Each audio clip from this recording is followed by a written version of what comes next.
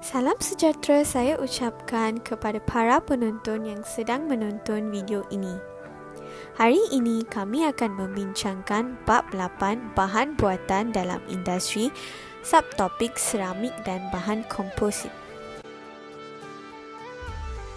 Sebelum kami mulakan, kami ingin mengucapkan ribuan terima kasih kepada guru kimia kami kerana telah memberi peluang bagi kami untuk melaksanakan video kimia ini. Bahagian yang akan kami bincangkan pada subtopik seramik ialah sifat asas, jenis seramik dan aplikasi penggunaan seramik. Pada subtopik bahan komposit pula, kami akan membincangkan kegunaan bahan komposit dan perbandingan dan perbezaan sifat bahan komposit dengan komponen asal. Sekarang, mari kita lihat pasal apakah itu seramik. Seramik merupakan pepejal yang terdiri daripada bahan bukan organik dan bahan bukan logam. Bukan itu sahaja, seramik juga merupakan bahan buatan dalam industri yang terawal dalam tamadun manusia. Catatan sejarah menunjukkan bahawa manusia mula menggunakan seramik dalam pembuatan pasu, bekas air dan objek yang digunakan dalam upacara keagamaan mulai penghujung zaman Paleolitik. Bahan seramik terhasil melalui proses pembentukan dan pengerasan menggunakan kaedah pemanasan pada suhu yang tinggi. Kebanyakan komposisi seramik terdiri daripada 3 jenis sebatian, iaitu sebatian logam, sebatian bukan logam dan sebatian separa logam.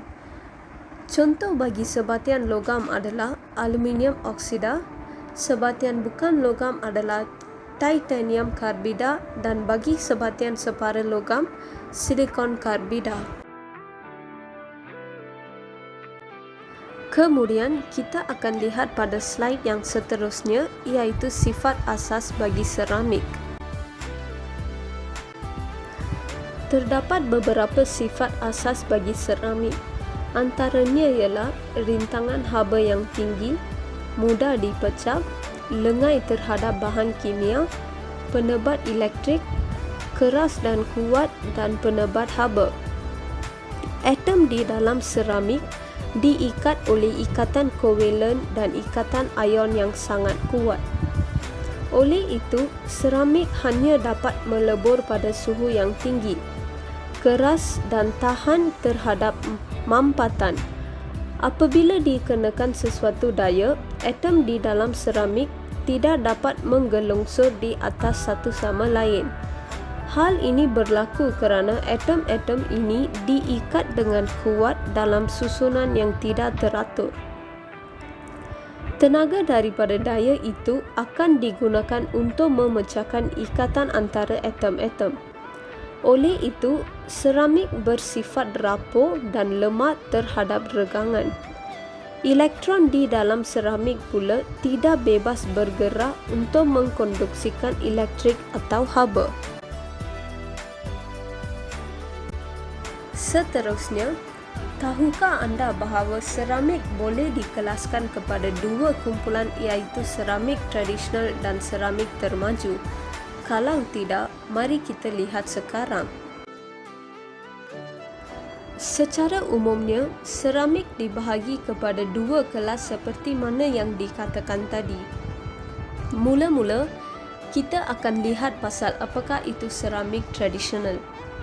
Seramik tradisional ialah seramik yang diperbuat daripada mineral semula jadi seperti silikat, tanah liat, silika, kaolin dan lain-lain lagi.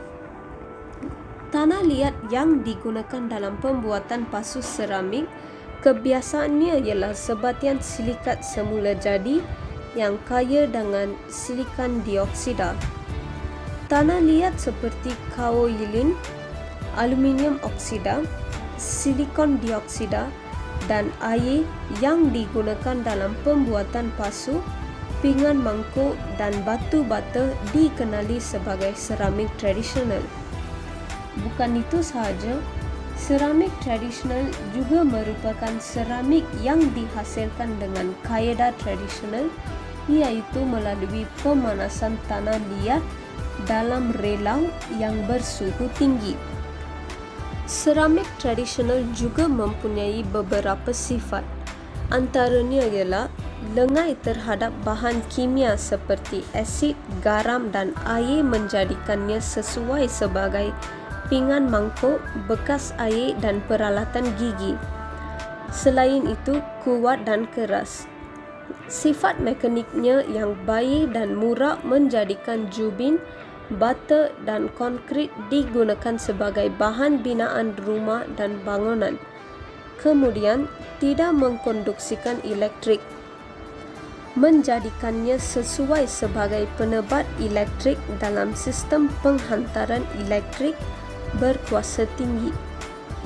Akhirnya, takat lebur yang tinggi menjadikannya sesuai sebagai periuk tanah liat, mangkuk pijat, penebat haba dalam ketuhar dan blok enjin. Seterusnya, kita akan lihat pasal apakah itu seramik termaju. Kemajuan dalam bidang sains dan teknologi membolehkan manusia menghasilkan seramik yang lebih berkualiti daripada bahan bukan organik. Seramik yang berkualiti tinggi ini dikenali sebagai seramik termaju, iaitu Advanced Ceramics. Penemuan sifat superkonduksi bahan seramik iaitu pengaliran arus elektrik tanpa sebarang rintangan pada tahun 1986 telah merangsang kajian dan perkembangan seramik termaju. Seramik termaju digunakan dalam bidang perubatan, telekomunikasi, pengangkutan, pembuatan teknologi maklumat dan juga tenaga. Seramik termaju diperbuat daripada bahan bukan organik seperti oksida, karbida dan nitrida. Seramik termaju mempunyai rintangan haba dan lelasan yang lebih tinggi, lebih lengai secara kimia serta memiliki sifat superkonduktiviti. Bukan itu sahaja, seramik termaju memiliki sifat-sifat yang lebih baik daripada seramik tradisional. Seramik termaju juga mempunyai beberapa sifat. Seramik termaju seperti silikon karbida digunakan untuk membuat cakera pemotong kerana sifatnya yang keras dan kuat. Silikon karbida juga digunakan untuk membuat cakera brek kerana sifatnya yang tahan kejutan terma dan rintangan tinggi terhadap haba. Bukan itu sahaja, seramik termaju turut digunakan untuk membuat cincin tungsten karbida kerana sifatnya yang keras dan tahan kepada lelasan. Yang ketiga adalah aplikasi penggunaan seramik. Kegunaan dan sifat seramik. Sifat yang pertama adalah keras dan kuat serta tahan tekanan dan haba yang tinggi. Kegunaannya adalah untuk membuat bahan binaan. Contohnya, jubin, simen, batu bata, relau, reaktor dan nuklear. Sifat yang kedua adalah lengai terhadap bahan kimia, tidak menghakis dan tahan lama. Digunakan untuk membuat barangan hiasan seperti pinggan, mangkuk, pasu bunga, porselin, jubin dinding dan jubin lantai. Yang ketiga adalah penebat haba dan elektrik yang baik. Kegunaannya adalah untuk membuat alatan elektrik seperti ketuhar, fuse, palang pencucur dan pembakar roti. Sifat yang keempat adalah bersifat semikonduktor dan boleh menyimpan cas. Kegunaannya ialah semikonduktor seperti microchip. Akhir sekali, sifat yang terakhir adalah keras, tahan kakisan lengai secara kimia dan tahan mampatan. Digunakan dalam bidang perubatan untuk membuat gigi palsu, tulang palsu, kaki atau tangan yang palsu.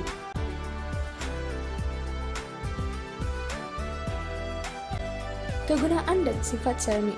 Kita dapat melihat beberapa contoh aplikasi penggunaan seramik di sini. Dari segi perubatan, seramik zirconia digunakan dalam implan gigi.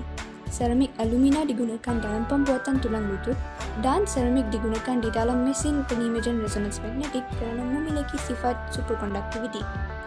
Dari segi pengangkutan pula, komponen enjin di dalam kapal terbang jet diperbuat daripada seramik.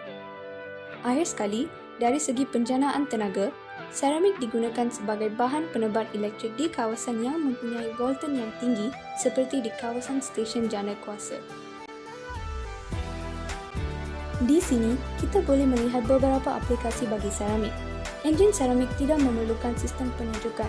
Itu membenarkan penyingkiran sistem penyejukan, pengurangan berat yang utama dan penjimatan minyak yang lebih baik. Keberkesanan bahan api enjin juga meningkat pada suhu yang lebih tinggi. Dalam enjin logam biasa, kebanyakan tenaga yang dibebaskan daripada bahan api mesti dibebaskan sebagai haba buangan agar bahagian logam dalam enjin tidak cair. Walaupun dengan kelebihan ini, enjin sebegitu tidak dihasilkan kerana penghasilan bahagian enjin seramik amat sukar. Kecacatan pada seramik akan mengakibatkan keretakan enjin. Enjin sebegitu hanya dapat dihasilkan dalam makmal penyelidikan, tetapi kesukaran untuk penghasilan secara besar-besaran menghalang enjin seramik daripada menjadi barangan penghilangan yang terjamin mutu pengeluarannya. Jom kita masuk kepada subtopik bahan komposit. Tahukah anda apakah itu bahan komposit? Bahan komposit merupakan bahan yang terdiri daripada dua atau lebih bahan yang bukan homogen, iaitu bahan matriks dan bahan pengukuhan. Bahan matriks berfungsi untuk mengiringi dan mengikat bahan pengukuhan bersama. Kedua-dua komponen bahan komposit mempunyai sifat fizik atau sifat kimia yang berlainan. Apabila digabungkan, bahan komposit yang terhasil akan mempunyai sifat yang lebih baik daripada komponen asal. Mari saya jelaskan apakah kegunaan bahan komposit. Bahan komposit digunakan secara meluas dalam pembangunan dan perkembangan teknologi pada masa kini. Antaranya konkrit diperkukuhkan. Konkrit diperkukuhkan terhasil apabila tertulang keluli atau jejaring dawai dibenamkan ke dalam konkrit. Konkrit diperkukuhkan banyak digunakan dalam industri pembinaan jambatan, empangan dan bangunan. Selain itu, kaca gentian. Kaca gentian terhasil apabila plastik diperkukuhkan dengan gentian kaca. Bahan komposit ini digunakan dalam pembuatan topi keledar, bampar kereta dan papan litar tercetak. Seterusnya, gentian optik. Gentian optik terdiri daripada 3 lapisan. Lapisan pertama merupakan bahagian teras yang terdiri daripada gentian kaca seleka. Bahagian teras disaluti oleh lapisan kedua yang terdiri daripada salutan kaca atau plastik. Seterusnya, lapisan ketiga pula diperbuat daripada plastik yang bertindak sebagai jaket pelindung. Gentian optik digunakan untuk menghantar maklumat dan data dalam bentuk cahaya. Cahaya bergerak melalui gentian kaca secara satu siripan tulang dalam yang penuh. Bahan teras dan bahan matriks mempunyai indeks biasan yang berlainan membolehkannya membawa data dalam kapasiti yang banyak dan tidak terjejas oleh gangguan elektromagnet. Bahan komposit ini menggantikan wayar kuprum di dalam kamera video dan menghubungkan komputer dalam Local Area Network (LAN) rangkaian kawasan setempat. Selain itu, kaca fotokromik. Kaca fotokromik terhasil apabila kaca digabungkan bersama-sama argentum chlorida dan kuprum chlorida. Apabila didedahkan kepada cahaya matahari, kaca fotokromik menjadi gelap. Hal ini disebabkan pembentukan atom argentum yang menghalang laluan cahaya. Apabila keadaan menjadi malap, kuprum chlorida di dalam kaca fotokromik memungkinkan pembalikan proses supaya kaca menjadi bersinar semula.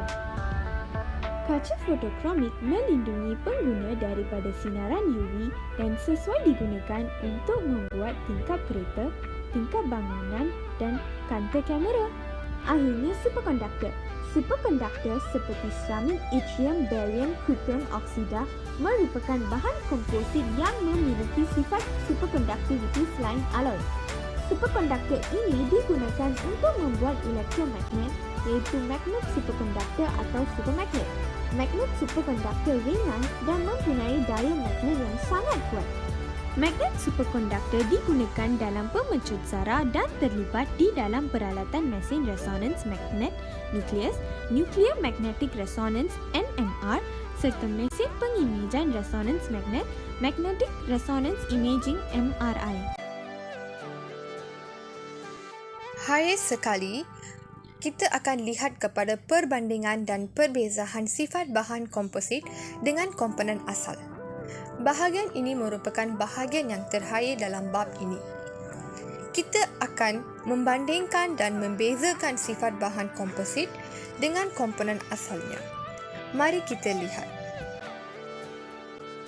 Bahan komposit pertama yang kita akan bandingkan adalah konkrit diperkukuhkan. Konkrit diperkukuhkan merupakan salah satu bahan komposit. Komponen asalnya adalah konkrit dan tertulang keluli atau jejaring dawai. Konkrit dapat menampung daya mampatan yang tinggi tetapi akan pecah jika dikenakan daya regangan yang tinggi. Jika kita lihat pada tertulang keluli atau jejaring dawai, ia mempunyai sifat regangan tinggi manakala mudah berkarat. Oleh itu, apabila kita gabungkan konkrit dan tertulang keluli atau jejaring dawai, kita dapat menghasilkan konkrit diperkukuhkan yang mempunyai sifat kekuatan mampatan tinggi, lebih fleksibel dan juga tahan kakisan. Kegunaannya adalah bangunan berkembang Petronas merupakan bangunan konkrit tertinggi yang diperkukuhkan di Malaysia. Seterusnya, kita akan membandingkan sifat jentian optik dengan komponen asalnya. Komponen asalnya adalah plastik dan jentian kaca. Plastik mempunyai kekuatan mampatan tinggi dan lebih fleksibel, manakala jentian kaca bersifat keras serta mempunyai kekuatan mampatan rendah. Apabila kita gabungkan plastik dan jentian kaca, kita dapat menghasilkan jentian optik yang bersifat fleksibel dan juga mempunyai kekuatan mampatan tinggi.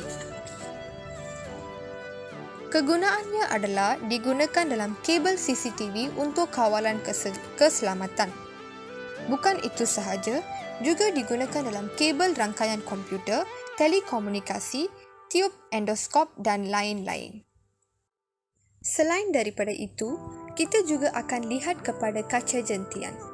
Komponen asalnya adalah plastik dan jentian kaca. Plastik bersifat tahan kakisan, tahan lasa, mempunyai kekuatan regangan rendah, kekondaksian haba dan elektrik rendah. Manakala jentian kaca mempunyai kekuatan regangan tinggi, kekondaksian haba dan elektrik rendah. Apabila kita menggabungkan plastik dan juga jentian kaca, kita dapat membentuk kaca jentian yang bersifat kekuatan regangan tinggi, menjadi sebagai penebat haba dan elektrik, tahan kakisan dan juga tahan lasa. Kegunaannya adalah digunakan untuk membina bahan binaan seperti kaya, topi keledar dan juga papan solar. Sekarang mari kita lihat kepada kaca fotokromik. Kaca fotokromik merupakan bahan komposit yang terdiri daripada gabungan kaca dan argentum chlorida. Kaca bersifat lut sinar, tidak menyerap sinaran UV, tidak sensitif terhadap cahaya. Manakala argentum chlorida pula lut sinar kepada cahaya nampak, menyerap sinaran UV dan juga sensitif terhadap keamatan cahaya. Tetapi bahan kompositnya iaitu kaca fotokromik mempunyai sifat lut sinar, menyerap sinaran UV tetapi penyerapan sinaran UV bergantung pada keamatan cahaya. Kaca fotokromik digunakan sebagai kaunter cermin mata yang boleh bertukar gelap apabila terdedah kepada cahaya UV dan menggantikan cermin mata hitam. Hai sekali, mari kita lihat kepada superkonduktor YbCO. Bahan komposit ini terdiri daripada gabungan yttrium 3 karbonat, kuprum 2 karbonat, barium karbonat dan juga oksigen. Bagi keempat-empat bahan ini mempunyai sifat rintangan elektrik yang tinggi pada suhu bilik. Apabila kita menggabungkan keempat-empat bahan ini, kita dapat membentuk superkonduktor YbCO yang mempunyai sifat tiada rintangan elektrik pada suhu yang sangat rendah. Kegunaannya adalah kita boleh lihat kepada kereta api berkelajuan tinggi, di mana kereta api ini mempunyai komponen magnet superkonduktor. Ini adalah pembentangan dari kumpulan kami tentang seramik dan bahan komposit. Sekian, terima kasih.